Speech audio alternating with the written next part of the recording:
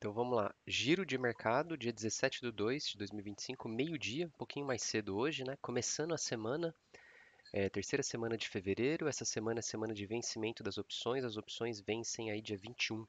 Então a gente já começa a olhar para as rolagens, tá?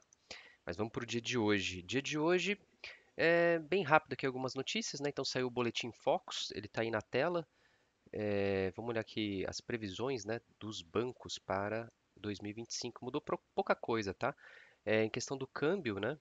Câmbio não, IPCA, né? IPCA saiu de 5,58 para 5,60, tá? A expectativa das maiores instituições financeiras. PIB, uma queda, né, natural, porque com o aumento das taxas de juros, a tendência é que o PIB comece a desacelerar e hoje teve BCBR, que é a prévia do PIB, a gente já vai dar uma olhada também. Câmbio, R$ 6 não mudou nada e taxa de juros continua em 15%, que vem me surpreendendo, né? Eu soltei um vídeo, acho que há um mês atrás, falando que a minha expectativa era de 15,75 contra algumas instituições que eu lembro de Bradesco a 15,25, de Itaú a 15,75, de XP a 15,5, né? Isso já faz 2 semanas e eu falei que eu poderia revisitar as minhas expectativas se os DIs de 2027 começassem a ficar abaixo de 15%. No último vídeo eu já vi que os DIs estavam abaixo de 15%. Eu revisei minha expectativa mostrando aqui na tela que já tinha caído para 15,5%. E hoje os DIs, vamos dar uma olhada aqui, os juros continuam caindo, tá? Estão caindo bem, ó. Então, ó, os DIs, né, que são os juros aqui para 27, agora eles já estão abaixo de 15,7, hein? 30 bips aí para baixo, desde que eu fiz o último vídeo.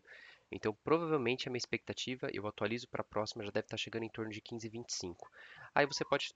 Eu fiquei me perguntando aqui, né? Pô, e os bancos? Quando eu soltei de 15,75, a minha expectativa é que os bancos, no último Boletim Focus, é que fossem aumentar a expectativa de juros, porque a expectativa de inflação vem aumentando, né? Mas pelo contrário, então isso daqui já está precificado e tende a convergir os juros no final de 2025, por enquanto, a 15% mesmo, né? Isso aqui tem toda uma dinâmica bancária, né?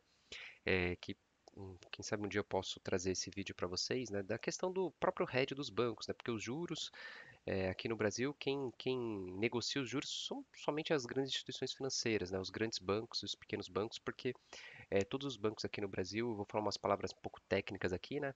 Justamente só para atiçar o- a curiosidade, pensando que um dia eu posso trazer um vídeo desse daqui, né? Mas todos os bancos são aplicados em taxa pré-fixada, né? Então, os bancos tomam dinheiro pós-fixados, né? Na sua grande maioria, é difícil você emprestar dinheiro do banco, você comprar um CDB pré-fixado. Geralmente o banco ele te ele te oferece um pós-fixado porque isso aqui é muito cultural aqui do brasileiro, né?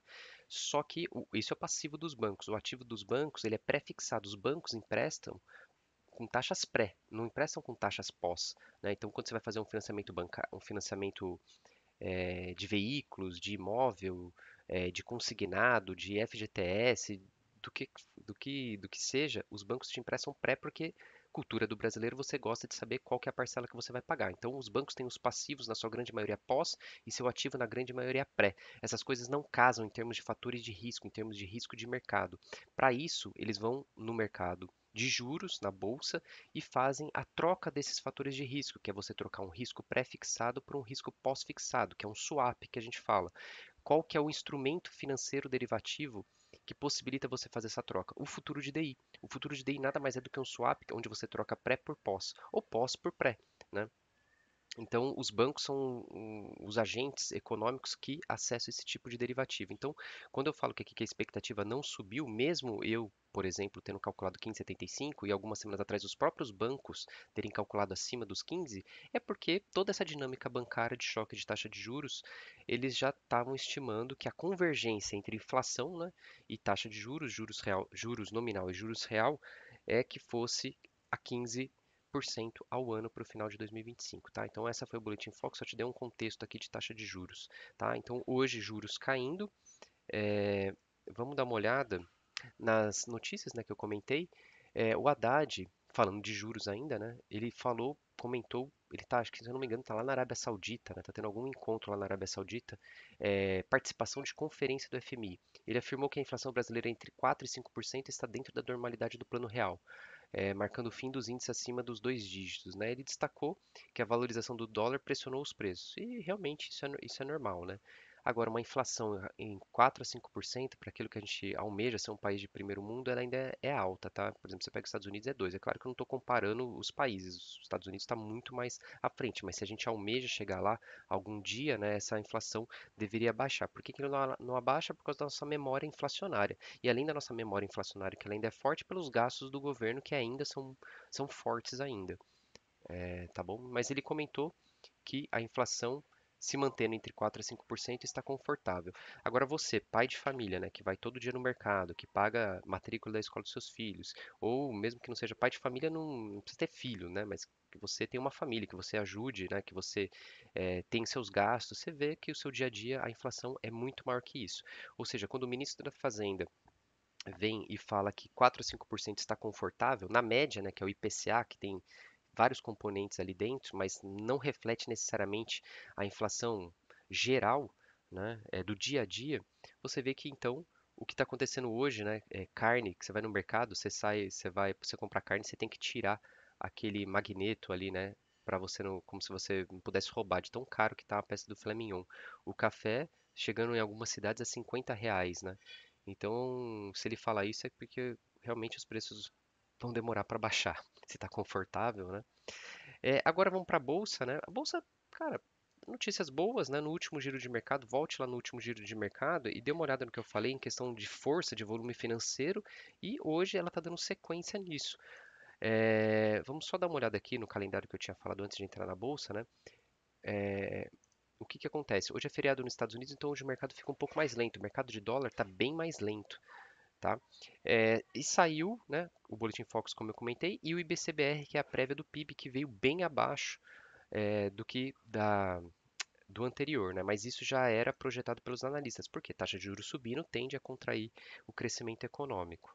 Tá? Então a gente paga, no final das contas a gente paga, porque se você não tem crescimento econômico, as oportunidades vão ficando cada vez mais escassas.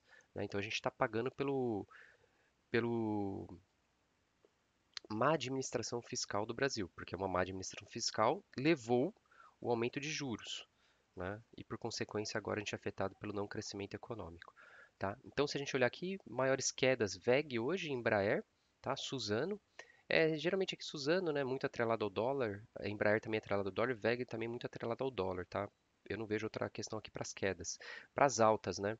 E Duque, mas, cara, eu nem mexo com isso daqui, Magazine Luiza nem mexo, né? Muita volatilidade. Rente, mexo só para fazer direcional, tá? Mas não para montar posição. É, Azul subindo, o que mais que lojas Renner, a gente pode até dar uma olhada, né? Varejo tentando dar uma recuperada. CSN também siderúrgico tentando dar uma recuperada aqui. Mas o que é o interessante é o seguinte, né, o que eu venho comentando há alguns dias. Então você pega o índice futuro, o índice Bovespa, né? Ele na sexta-feira ele subiu forte, com volume no final do pregão também, e está se mantendo acima dessa seta aqui que eu tracei. Né? Vamos ver se até o final do pregão ele fecha acima desse ponto. E se ele fecha acima, ele tende a buscar lá os 134 mil pontos, que fica ali aproximadamente ali mais 2,5% de alta. Tá? O BOVA11, que nada mais é do que a réplica do índice Bovespa, né? Mesmo caminho. Tá? Então você vê que é interessante, né? Olha o volume financeiro de sexta-feira, que foi um volume muito bom. Hoje o volume ainda não está bom. Mas eu tenho reparado, como eu já tenho comentado aqui, que os volumes financeiros ele tem entrado mais no final, né? Do meio do pregão para o final do pregão. Petrobras subiu forte na sexta-feira também, e hoje está se mantendo acima do fechamento. E olha que interessante, ela já vinha com pouco volume há muitos dias, e na sexta-feira foi o maior volume desde dezembro, ó, desde aqui, ó, desde o dia 11 do 12 de dezembro. 11 do 12, 11 de dezembro. Então isso é uma boa notícia. Apesar de hoje ainda o volume está muito fraco, tá? O volume hoje ainda está muito fraco. Bradesco, como é que tá Bradesco hoje? Tá subindo 0,5. Bradesco já chegou a subir 1% hoje, tá? De novo, lembrando que o Bradesco precisa ficar acima dos 12,30. Ele já fez muito esforço, ó. 1, 2, 3, 4, 5, 6, 7. Pode ver que quando ele chega aqui no 12,30, entra muita venda, né? Então ele precisa ficar acima desse 12,30 aqui. De novo, 1, 2, 3, 4, 5, 6. Está indo para a sétima tentativa de ficar acima do 11, do 12,30. No caso do Bradesco, né?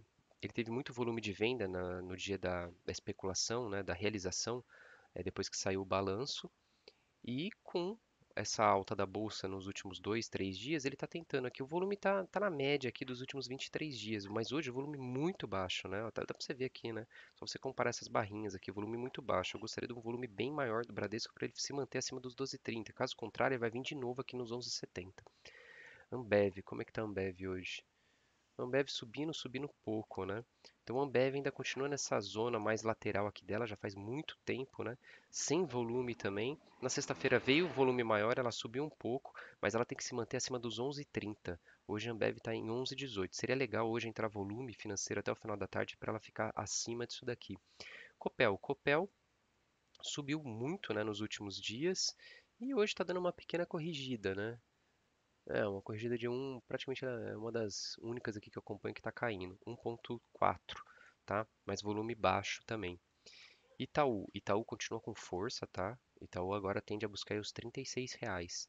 Itaúsa, né, que é a maior controladora do Itaú, também com bastante força, ela está numa zona de resistência aqui. Vamos ver se ela rompe. Na sexta-feira subiu forte, com volume muito forte, hoje ainda com volume baixo.